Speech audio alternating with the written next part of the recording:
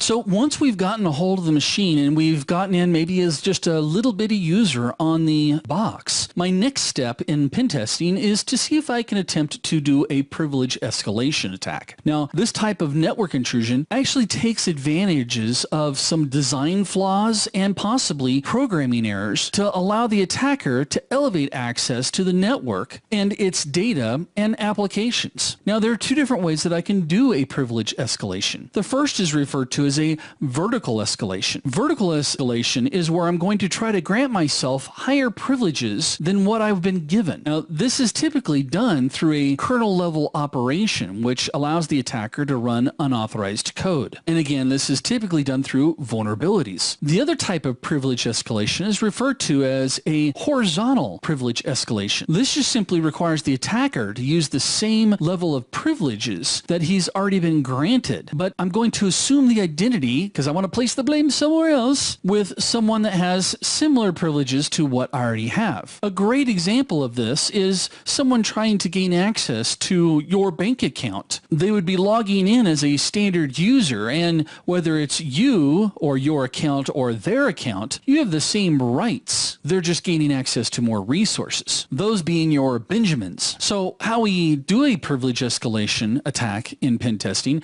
is first we obviously try to log in with the enumerated user account and the cracked password. Now, some security IT guys will go through and stop interactive login privileges on certain boxes, and that's great. I just need to know if that's been implemented on a particular target. If it is restricted, I can just simply try to run a service as an unprivileged account and then escalate using some tools from there. And some of the tools that we can use would include the things that we talked about in our previous courses, such as the offline NT password and registry editor, the Windows password recovery tool, or for that matter, any of those password recovery tools that we see out there, including Elcomsoft's system recovery tools.